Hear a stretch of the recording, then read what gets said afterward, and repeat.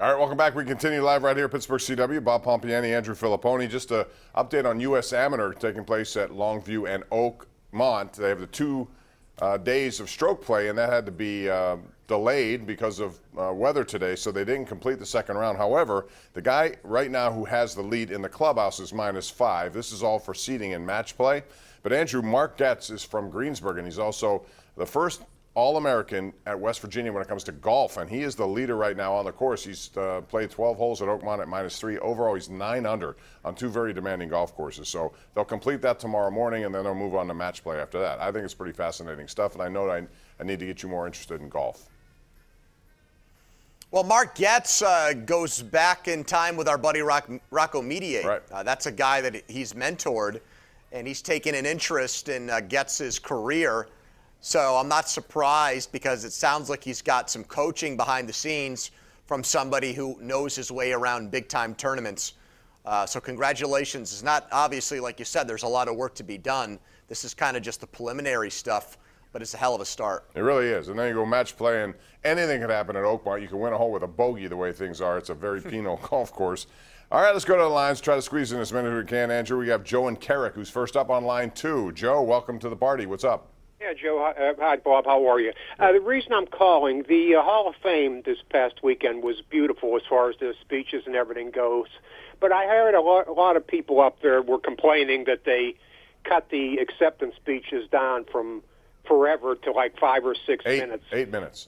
8 minutes. And the reason was, and I think it's pretty obvious, a lot of the players were like dragging it out forever, and they weren't even talking about football. A lot of them were using it for like a social soapbox and making a lot of political statements and stuff like that. And I think it turned a lot of the fans off, and I think the Hall finally wised up and said, hey, we got to cut this down and just keep it to football. Thank your family, thank your coaches, thank your players. But if I want to listen to millionaire football players complain about the problems of the world, I mean, I hear you. But the reason was, first of all, it's a television show, Joe. Andrew, you know this. You have to have a certain amount of structure in a television show. I think they did a good job allowing the presenters to be on videotape. I had no problem with the 8 minutes. I could have heard, Manning for 20 because I like the way he speaks. But overall, I don't think that's a bad thing. Did you? No, I thought, what ended up happening was these guys had to leave some things on the cutting room floor, and they had to give you their best, their greatest hits. And I know it's hard in a football life to, shrink it down to that short amount of time. But I honestly thought it made for more concise speeches. I thought Troy's, eloquent speech was probably the best of the bunch. I know my wife, to reference her again, was moved to tears by it, Bob. There were some really heartfelt moments in there. Yeah, if it gets dragged out over 15 minutes, I don't know if it has the same effect on people. So, for whatever reason, I think it had to do, too, with the bloated class. They let so many people in that centennial class, too many people had to talk. But I think that it was a change for the better what they did this year. All right, let's go to Bart in East Butler, who joins us on line 2. Hello, Bart. Hey, Bob. How you doing tonight? Good. What's going on? Hey, my concern is supposedly we have one of the best young receiving corps in the NFL with a lot of speed. My worry is about Big Ben's arm. What do you think about that? I think it's going to be better than it was last year, Andrew. You? Well, what if he has no time to throw the ball? That's a different question. He asked about the arm. I think the arm is better. I do. But is he going to have time to show that arm strength? And that's a question that needs to be answered in this preseason and early in the season. So I think that's... Well, we're not going to get an answer on it, and that's one of my biggest complaints, and I know it's one of yours too. Tomlin's, in my opinion, I hate to throw the guy under the bus here in August. I think he's wasting this game on Thursday, and I know you'll be there. But it basically, they cut and pasted the Hall of Fame game into this game.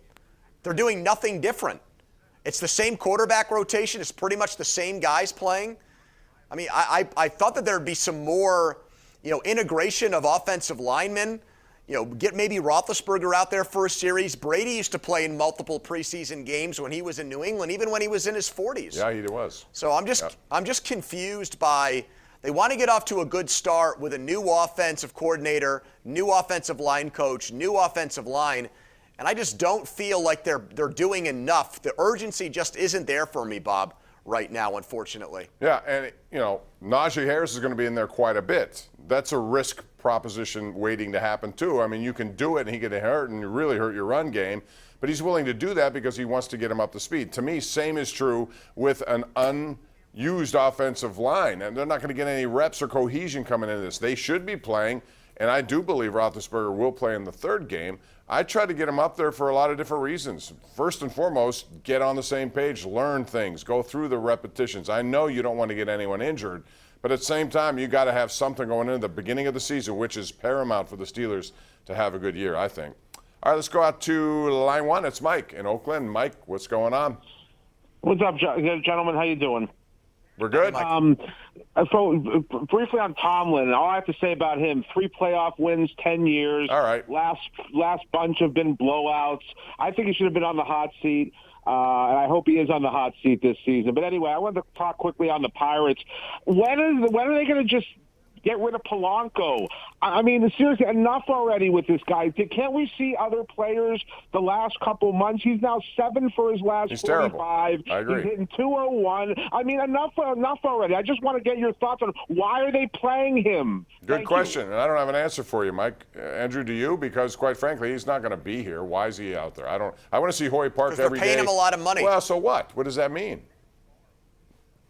What do you mean, what does it mean? What does it Usually mean? the people that get paid a lot of money are asked to perform. He's not performing. Well, I know, but usually it's very difficult for teams to pay somebody to not work, Bob. Well, if you're You know that. 30-some games under 500 with no real chance of winning, you're putting Hoy Park out, you're putting Castro out. I You agree. should I just also feel put like in the outfield, bring somebody out. Let me see what Oliva has to do. Anyone. I don't want to see Gregory Polanco. In all due respect to him, I don't want to see him anymore. I agree, but when you're paying a guy $11 million, I just don't think they're comfortable with him, DFAing him or just sitting him on the bench. They want him to earn his money. Well, it would show me something if they 200. did get rid of him or did say, that's up, we've seen enough, you're going to sit the rest of the year. Yeah, that would show me more, actually.